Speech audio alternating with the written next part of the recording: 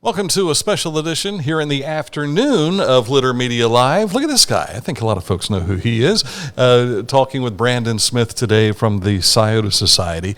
Stick with us. In just a moment, we're going to talk about the Scioto Society's events coming up and what they're doing for the 4th of July, all just ahead. Introducing Budweiser Zero. 0% alcohol, 0 grams of sugar, full Budweiser flavor. For all the moments you want a beer and need to stay on your game. Budweiser Zero, zero compromise. Well, we've had you on earlier, a couple of months ago. Well, has it been a couple of months? Last month, maybe. It might have been last month. Yeah, because we were getting ready for 50 years of Tecumseh and getting ready to actually make it happen. And you've had a few shows under the belt already. How are the kids coming along with this year's production? Well, it's been really overwhelmingly great. The response of the audience has been really positive. I was really concerned about the microphones that we added this year, and they've worked exactly the way they're supposed to every night. So, great. Knock on this heavy wood table. It's been good. It's a good group this year, a younger cast than we've had in the past, which brings to the table, lots of energy, lots of willingness to learn. And so it's been a good experience. And the up-top staff, too, has just been firecracker this year. And I don't have to be there every night, which is which is amazing. Yeah. So, here are the keys. That's right. I'm heading out. That's right. That's pretty cool. One thing that I thought when you said a younger cast, I thought, well, that means you got some kids cutting their teeth now to maybe have experienced and come back for maybe 4 or 5 years. Absolutely, yeah. That's the hope. Anytime somebody comes and works for us is that, hopefully we get a few seasons out of them, that they grow through those seasons, maybe into different roles every year, but certainly learn new skills each time, and then they go on to bigger and better things. We really see ourselves as a training ground for young actors, and following them on Facebook, years after they've been here and seeing that what they're doing is very heartwarming. Yeah, I think we have seen that in the media side, seeing people go off and working for bigger markets and things, and the same with even the Chillicothe Gazette, seeing kids come here, get their experience, and then they're off to write for Newsweek and other places like that. Yep. So it's amazing. The training grounds is what we are. That's right. It takes us back to that. We want to talk about your sponsorship. You're one of the major sponsors for the Chillicothe Fireworks Display. You also are a member of the Chillicothe Noontime Rotary Club. So this was very close and dear to your heart to help out. You're a Chillicothe kid and you want to put on a good show. Absolutely. So, our Rotary Club took this on, I guess, about 6 to 8 months ago to try to create a bigger display and a bigger party for Chillicothe. And because of the way that COVID has hit and just me being so many more hours than in a normal year for the past 2 years, I haven't been able to be quite as involved with Rotary as I'd like to be. So this opportunity was good from a number of directions for me. Number one, it made me feel like I was contributing to Rotary, which made me very happy. But also, it gave the Scioto Society an opportunity to celebrate the 50th anniversary with the entire community for a large event that anyone can partake in. And the framework for that was already there, so it didn't require a ton of work from us. It required us to be financially supportive and to help get the word out about it. And I think both of those things were accomplished. We did not walk through the pandemic in your moccasins, if I can use that as a phrase here, but the community did what they could to help Tecumseh survive the outdoor drama. And I think this is a great way of paying back and saying thank you for helping us. Absolutely. We spent, the board of the Scioto Society and myself and the rest of the staff spent some months really kind of racking our brains going, what is it that we can do this? It's an important year, but also that, the community stepped up. We're here because of that. And so what can we do for the whole community? And we went through a variety of things. Maybe we'll do a special concert at the theater. Maybe we'll do this. Maybe we'll do that. And then when this opportunity came, it was just obvious that this was the right thing to do. Right on the table for you there. Yep. So when you see Tecumseh or when you see some of the actors or anyone who may be there that's involved with the Scioto Society, if you see them at the fireworks, give them a pat on the back. Yeah, absolutely. Say thank you. Yes. Yeah. I know you're just one of the small cogs in all of that as a major sponsor, but a lot of other folks have gotten involved. So as a Rotarian, you've got to be excited to see how this is just taken off. Oh my gosh, it's a phenomenon, really.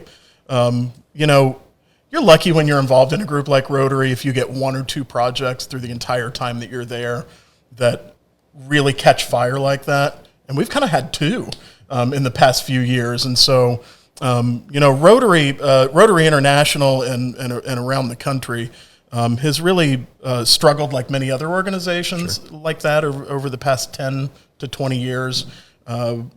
Attendance is dropping, membership enrollment is dropping.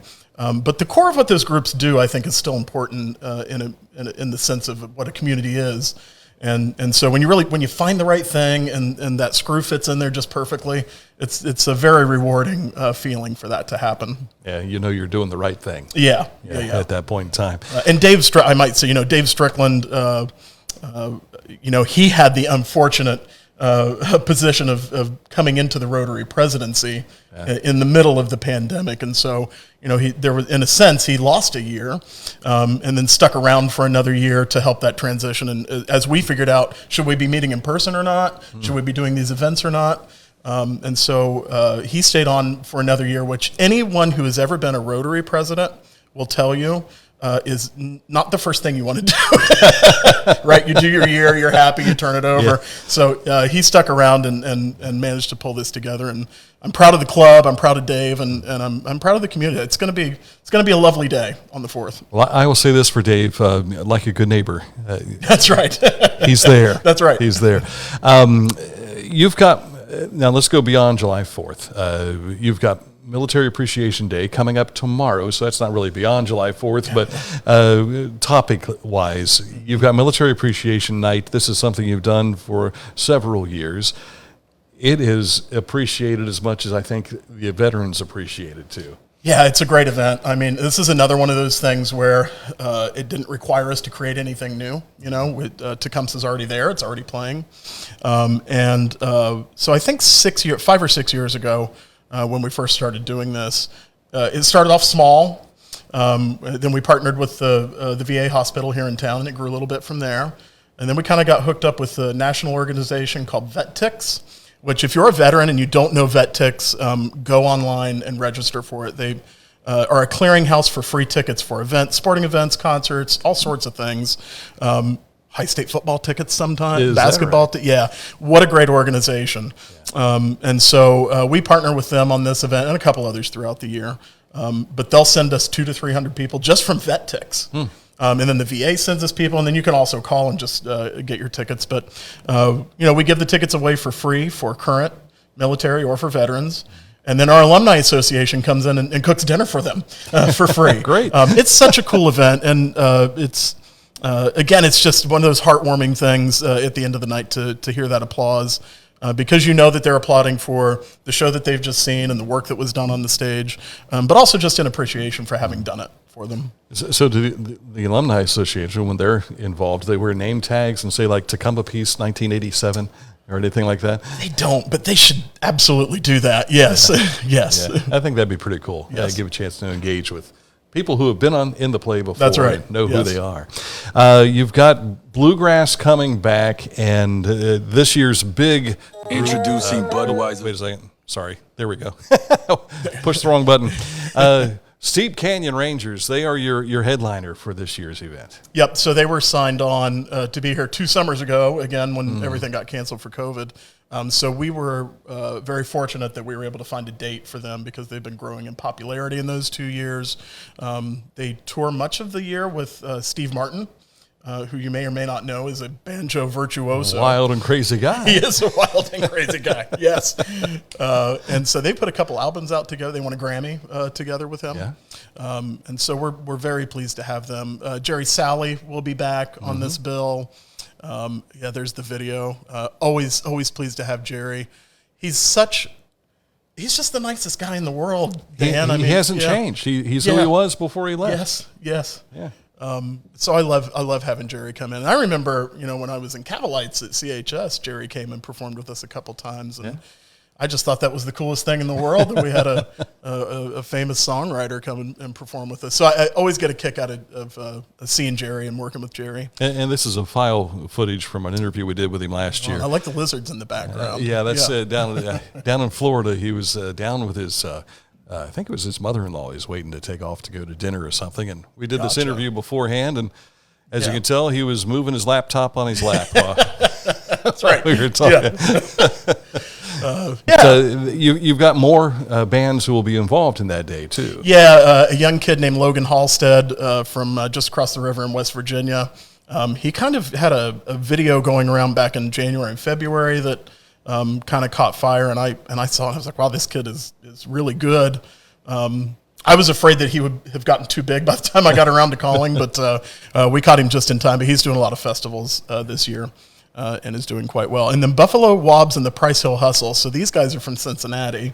Have been around for a long time. Have played Chillicothe, in the bars years ago. But they're pulling in big numbers now too. So very local kind of flavor in the Bluegrass Festival this year. And we did our best to keep ticket prices down so everybody can. I think kids are $10 this year. So. It's a great event. It's not an all day event. It starts at 5:30.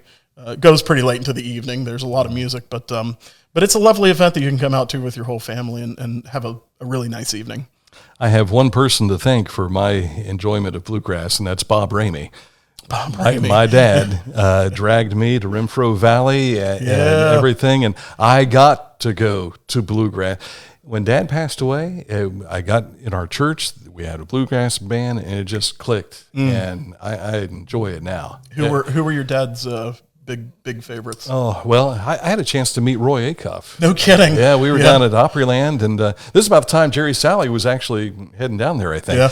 But Roy Acuff patted me on the head and the whole deal, and signed but there was just all the big names were Dad's favorites, Yeah. And I can't remember some of the names from down at Renfro Valley, but they all played at Renfro Valley. They did. They did. And when I started hosting things at the Paxton Theater in Bainbridge, I had no clue that there was a road map that takes you to Renfro Valley right there backstage. So so it's a neat community. It is a neat community. These are people who go and tour all summer, right? Live on the tour bus. Mm-hmm. And then they just go home, to a house like you or I live in, and tinker on the tour bus all winter. Cook dinner. I mean, these are our people. This is our music, and I wasn't really aware of bluegrass when I was growing up. I don't really remember. Well, I do remember when I was living in New York City. There was an HMV music store in Times Square, and I would often go there. And they had the little headsets, and you could listen to the week's new releases and kill some time there before I had to get on my train. And one of those days I put the headphones on and there was a Ricky Skaggs CD in there. Mm-hmm. And I remember putting that on and going, what is this? How do I not know about this? Yeah.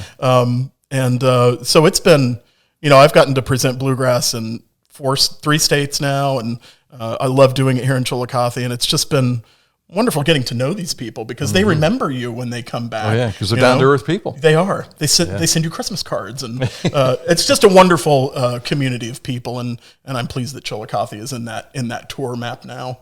Yeah. And I have to say thanks to Brandon because he allowed me to MC a concert with Ricky Skaggs here back in 2016. Yeah, I think so. 2015, and we had done a radio interview, and he grew up just miles down the road from where Mom and Dad grew up. So we were kind of saying we're probably cousins. That's right. You just never know. That's right. But then when he was there, half his family was in the crowd too.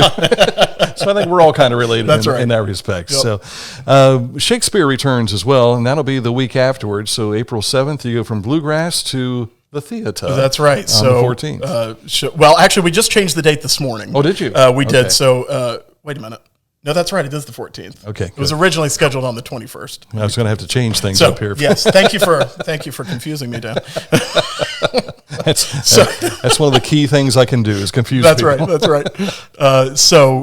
Again, it's been a couple years since we've had Shakespeare.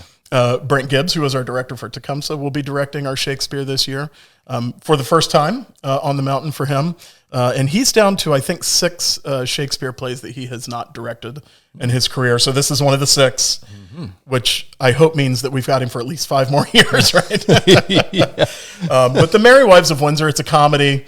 And of course, Shakespeare on Sugarloaf is free. You do have to have a ticket, so go online and make your reservation and come out and see some free Shakespeare.